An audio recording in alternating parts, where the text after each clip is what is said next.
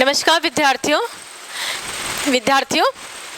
जब हम मकान बनाने की कोशिश करते हैं या जब हम स्वनिर्मित मकान की बात करते हैं तो सर्वप्रथम हम लैंड की बात करते हैं, यानी कि हम बात करते हैं भूखंड की। ठीक है, तो इस वीडियो के जरिए हम देखेंगे कि जब हम मकान बनाते हैं तो हम जब लैंड का चयन करते हैं तो हमें किन किन पॉइंट्स का ध्यान रखना है, यानी कि भूखंड के चयन के समय आपको किन बातों की सावधानी रखनी है चाहिए, किन बातों का ध्यान रखना चाहिए, इसके बारे में हम इस वीडियो के जरिए विचार विमर्श कर लेते हैं। सबसे पहला हम पॉइंट देखेंगे परिवार की आवश्यकता। परिवार एकल है अथवा संयुक्त है। क्या एकल परिवार हमेशा एकल ही रहेगा भविष्य में, या एकल परिवार संयुक्त होकर रहेगा? क्या संयुक्त परिवार हमेशा संयुक्त रहेगा या उसमें से कुछ सदस्य अलग होकर रहेंगे? इन सभी पॉइंट्स को हमें ध्यान रख के ही भूखंड का चयन करना चाहिए। यदि एकल परिवार है तो जो भूखंड है वह कम साइज का हो सकता है। यदि संयुक्त परिवार है तो नो डाउट परिवार में सदस्यों की संख्या ज्यादा है, और चूंकि परिवार में सदस्यों की संख्या ज्यादा है अतः भूखंड की जो साइज है वह ज्यादा होनी चाहिए। वहीं एकल परिवार में कम होनी चाहिए। यदि कोई टीचर है और वह कोचिंग घर पे करता है ना, तो उसको अलग सुविधाओं की जरूरत पड़ेगी। उसको एक ऐसा कमरे की जरूरत पड़ेगी जहां बच्चे आ सकें, बैठ सकें, पढ़ सकें। या कोई डॉक्टर है और वो अपना क्लिनिक खोलना चाहता है तो क्या उसकी सुविधाएं अलग होती हैं? बिल्कुल, उसको क्लिनिक खोलने के लिए अलग जगह चाहिए। क्या भविष्य में उसका क्लिनिक उसके घर के अंदर ही है, यानी वो बड़ा क्लिनिक खोलने का विचार कर रहा है, तो ये ऐसी प्लानिंग करनी चाहिए कि भूखंड बड़ा हो, ऊपर की तरफ मकान हो, नीचे की तरफ क्लिनिक हो। इस तरीके से प्लान आउट किया जाता है, यानी आपकी आवश्यकताएं क्या हैं इसके हिसाब से आपको भूखंड का चयन करना चाहिए। ठीक है, परिवार की आवश्यकताएं अभी तो ठीक है, हस्बैंड और वाइफ है तो, परंतु परिवार के साइज बड़ा होगा, बच्चे भी होंगे। बच्चे की ये देखना है कि बच्चों को आगे पढ़ने के लिए भी सुविधाएं चाहिए, बच्चों के लिए अलग रूम्स की भी आवश्यकता होती है, अध्ययन का कमरा अलग होना चाहिए। ये सब बातें को सोचते हुए परिवार की जो भी आवश्यकताएं हैं उनकी पूर्ति करते हुए भूखंड का चयन करना चाहिए। नेक्स्ट है भौतिक विशेषताएं। भौतिक विशेषता में लैंड की क्या क्या विशेषताएं हैं, लैंड की फिजिकल प्रॉपर्टीज क्या क्या होती हैं, इसके बारे में चयन करना चाहिए। लैंड की जो फिजिकल प्रॉपर्टीज होती हैं वह 3 होती है: स्थान, वर्दृश्य, भूमि की स्थिति और ढलान एवं गड्ढे। स्थान व दृश्य की बात करते हैं, मतलब किस जगह पर मकान है ना। एक तो हॉस्पिटल के सामने मकान है और एक आपका मकान गार्डन के सामने, किस जगह चयन करेंगे? ऑब्वियस सी बात है, जहाँ गार्डन घर के सामने होगा वहां चयन करेंगे। क्या बहुत ऐसी जगह मकान है जो कमर्शियल बिल्डिंग ही बिल्डिंग है, उस जगह मकान का चयन करेंगे? या ऐसी जगह जहाँ पे आसपास सब मकान रहने वाले हैं? ठीक है, दृश्य किस तरीके का, कमरे के बाहर या घर के बाहर निकलते आपको किस तरीके का दृश्य दिखता है, उसके हिसाब से आप मकान का चयन करना पसंद करेंगे। क्या आपको घर के बाहर या आप जब छत पे जाते हैं तो आपको ऐसा कोई दृश्य देखने को तो नहीं मिलता जिसको आप देखना ना चाहते हैं? उस स्थिति में उस जगह भूखंड का हम चयन नहीं करते हैं। हम ऐसे स्थान पे मकान लेना चाहते हैं जो कि हमारे घर हम घर के बाहर निकले या हम घर में भी रहें तो हमें किसी भी तरह का शोर शराबा ना हो, क्योंकि मकान जिंदगी में हम एक बार, ज़्यादा से ज़्यादा 2 बार, बहुत ज़्यादा एक्सट्रीम हो जाती है तो आम आदमी मकान को 2 बार बनाता है, बाकी आम आदमी मकान नहीं बनाता है। ठीक है, तो हम जब भूखंड का चयन करते हैं मकान के लिए तो हम बहुत सारी सुविधाएं, बहुत सारी चीज़ों का चयन करते हैं, जिसमें से एक होता है स्थान एवं दृश्य बहुत अच्छा होना चाहिए। नेक्स्ट भौतिक विशेषता में होना चाहिए भूमि की स्थिति कैसी होनी चाहिए। भूमि मतलब मिट्टी जो उसकी होती है वो किस तरीके से, क्या वह चट्टान है नीचे, ठीक है, जमीन के अंदर क्या चट्टान है, क्या रेत है या मिट्टी है, अलग अलग तरह की किस तरीके की है। यदि अंदर चट्टान है तो उसकी नींव खोदने में बहुत सारा अमाउंट पैसा खर्च होता है। ठीक है, यदि रेत है तो क्या होता है बच्चों, नींव को बहुत गहराई तक खोदना पड़ता है ताकि मकान मजबूत रहे, ढहे ना। क्योंकि पत्थर तो है नहीं, पत्थर किस तरीके से मकान को बांधे रखेगा, रेत ही रेत है। तो यह देखना आवश्यक होता है कि मिट्टी किस प्रकार की है, भूमि की स्थिति क्या है। ठीक है, नेक्स्ट पॉइंट पे हम बात करते हैं ढलान व गड्ढे। क्या हमारा मकान सारे ढलान पर आ रहा है, पूरी की पूरी ढलान हमारे घर के इधर आ रही है। आपने ऐसे मकान लिया है, ठीक है, स्लॉटिंग स्थिति थी, आपका मकान यहाँ पर है। अब ढलान को आप नहीं बदल सकते किसी भी स्थिति में। बारिश आएगी तब क्या होगा, सारा पानी आपके घर के अंदर। आपकी मिट्टी भी बहुत अच्छी है, आपकी स्थान और दृश्य भी अच्छा है, परंतु बारिश की स्थिति में या किसी तरह की आपदा आएगा तो सारा का सारा, चूंकि ढलान है, अतः सारे लोड जो होगा वो लोड कहाँ पर होगा, मकान में आएगा। तो यह देखना बहुत आवश्यकता है कि आपके घर के यहाँ पे ढलान एवं गड्ढे हैं अथवा नहीं है। जनरली हम बात करते हैं तो हम समतल भूमि की बात करते हैं, ठीक है। हमें ऊंचाई पे भी मकान लेना है, ढलान पे भी मकान नहीं लेना है। हम समतल स्थिति की बात करते हैं, जहाँ रोड समतल होती है, जहाँ भूमि समतल होती है, हम मकान को वहाँ लेना प्रेफर करते हैं। ढलान एवं गड्ढे की स्थिति में हम मकान नहीं लेना, ठीक है। गड्ढा हुआ तो क्या होगा, हमें ट्रक के ट्रक मिट्टी डलवानी पड़ेगी उस गड्ढे को भरने के लिए, ताकि हमारी जो प्लिंथ लेवल है, मकान की जो नींव है, वह ऊंची उठ सके, है ना। मकान में सबसे इंपॉर्टेंट क्या होती है, नींव होती है। जितनी नींव मजबूत होती है वही उतना लंबे समय तक मकान टिका रहता है। इसलिए हम बोलते हैं बच्चे की नींव बहुत मजबूत होनी चाहिए। आपका जो कंसेप्ट्स होते हैं पढ़ाई के वो बहुत सही होने चाहिए। नींव जो होती है उसके कंसेप्ट्स की बहुत अच्छी होनी, ताकि आपके लंबे समय तक आप कार्य कर सकें। इसी तरह मकान की जो नींव होती है वह भी कैसे होनी चाहिए, मजबूत होनी चाहिए।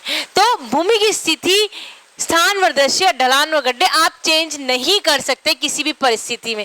यदि आपका मकान व गड्ढे में है तो ढलान व गड्ढे में, तो आप किसी भी स्थिति में मकान को चेंज नहीं कर सकते, उसकी ऊंचाई नहीं बढ़ा सकते, ठीक है। यदि घर के सामने का दृश्य इस तरीके का है, हॉस्पिटल का, जैसे हमने भी एग्जांपल दिया, तो आप उसको चेंज नहीं कर सकते। हॉस्पिटल जहाँ है वहीं रहेगा, सरकारी हॉस्पिटल नहीं चेंज हो सकते उसकी स्थिति।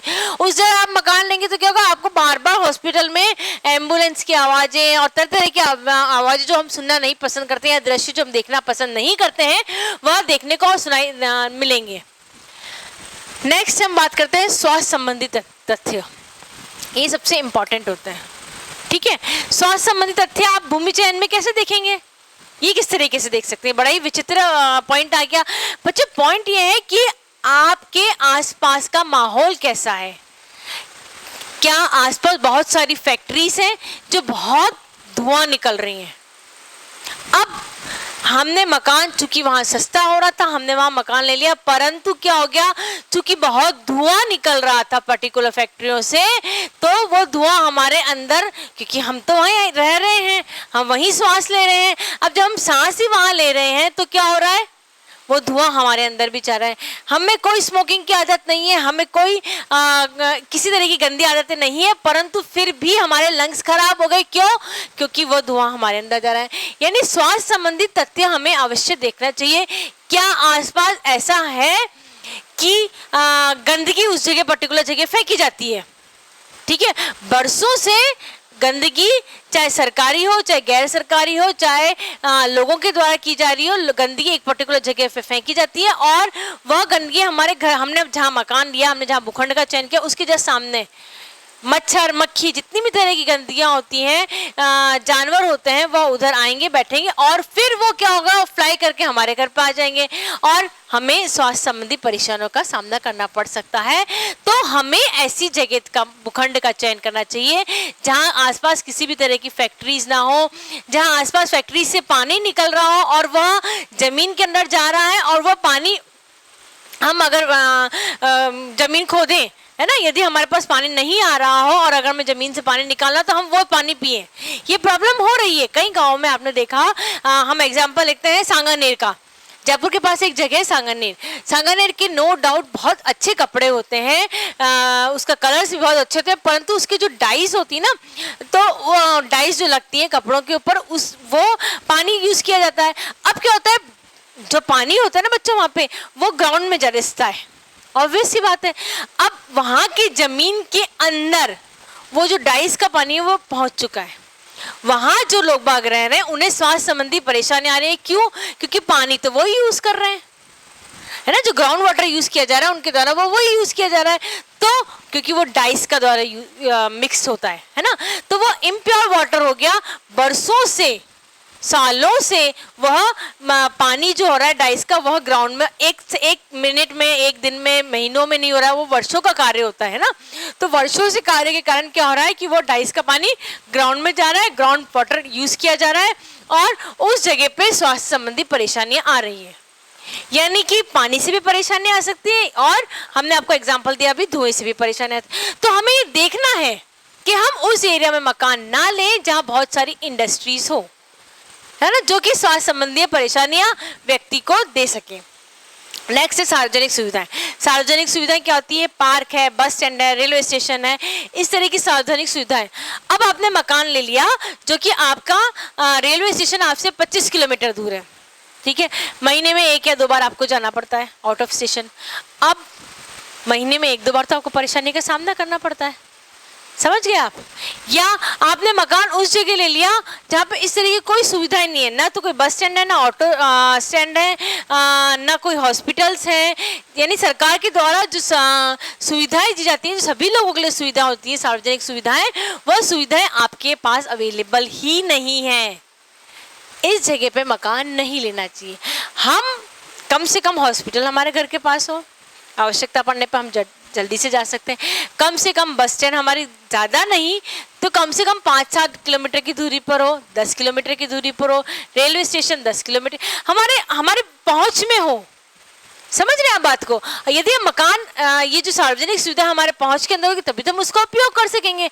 अब ऑटो स्टैंड ही नहीं है आपके घर के आसपास, आपको ऑटो के लिए 3 किलोमीटर चल के जाना पड़ता है। ऐसी जगह मकान लेने का आपको रोज जाना पड़ता है। ऐसी जगह मकान लेने का क्या फायदा हुआ? कोई फायदा नहीं हुआ।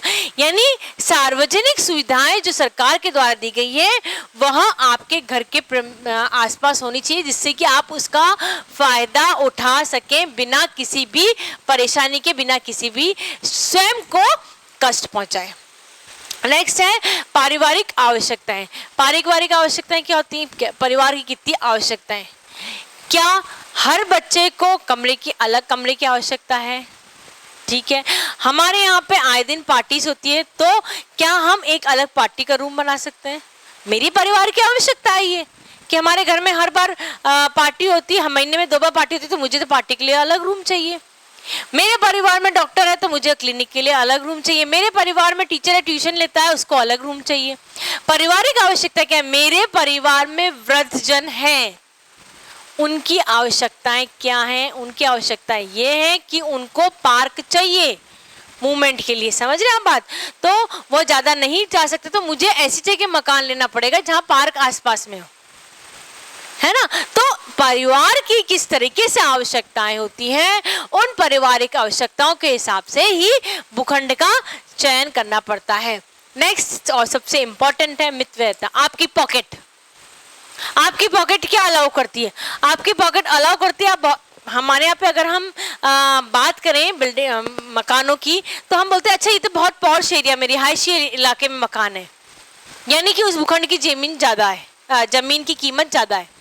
फिर जैसे जैसे हम शहर से दूर जाते हैं वैसे वैसे जो जमीन की कीमत है वह कम होती जाती है, क्योंकि वहाँ पे सार्वजनिक आवश्यकताएं जो चीज़ें होती हैं वह कम होती है ना। जैसे जैसे आप शहर से दूर जाते हैं वैसे वैसे क्या होता है, पारिवारिक जो आवश्यकताएं होती हैं, जो भूखंड की जो कीमत होती है वह डिक्रीज होती जाती है। तो ये तो आपको देखना पड़ेगा कि आपकी पॉकेट क्या अलाउ करती है। आपकी पॉकेट अलाउ करती है, आप रिहायशी मकान में इलाके में मकान लीजिए। आपकी पॉकेट अलाउ नहीं करती तो आप दूर लीजिए, जिस हिसाब से पॉकेट, क्योंकि हम केवल अभी भूखंड का चयन कर रहे हैं, हम मकान का कंस्ट्रक्शन नहीं जोड़ रहे उसके अंदर, ठीक है। इसके बाद हमें मकान भी बनाना है, ठीक है। मकान में हमें हमारी मितव्ययता वापस देखनी है, हमें पॉकेट वापस देखनी है, हमारी सुविधाएं वापस देखनी है, हमें बहुत सारी चीज़ें वापस देखनी है। हम इसको किस तरीके से डेकोरेट कर सकते हैं इस तरीके से भी देखना है। यानी हमें केवल अभी लैंड का चयन करें तो हमारा तो आधा काम ही हुआ है, आधा काम तो हमारा कंस्ट्रक्शन का बाकी है अभी इसके ऊपर। तो हमें यह देखना है कि हम केवल इतना अमाउंट, टोटल हमारा मकान का खर्चा इतना है, उसमें से केवल हम 1/4 अमाउंट है वही हम किस पे लगा रहे हैं, भूखंड पे।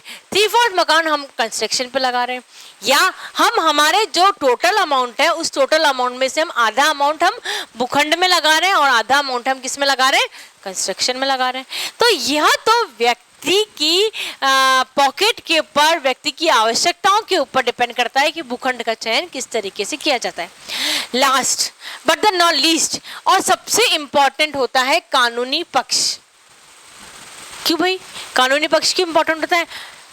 बहुत सारी जगह जल्द और बहुत ज्यादा मात्रा में आजकल फ्रॉड केसेस देखे जा रहे हैं। मेरा मकान, मैंने जिस जगह भूखंड लिया है वह भूखंड के दावेदार 4 और अलग लोग आ गए, और उन्होंने, सबसे इंपॉर्टेंट बात है कि उन्होंने, मैंने जो जिस रेट पे भूखंड लिया है उससे आधी रेट पे, है ना, या भूखंड ले रखा है। वही भूखंड, सपोज मैं एग्जांपल देती हूँ, हमने एक 10 नंबर का भूखंड लिया है, उस 10 नंबर पे 4 जने और हैं जो कहने दावा पेश कर रहे हैं कि ये मेरा भूखंड है। तो हमें ये करना है, हमें पूरा कानूनी पक्ष देखते हुए मकान या जो लैंड है उसकी रजिस्ट्री यूआईटी ऑफिस में अवश्य करानी है, ठीक है, ताकि आपका अगर रजिस्टर हो जाता है यानी कि आप ही उसके दावेदार हैं।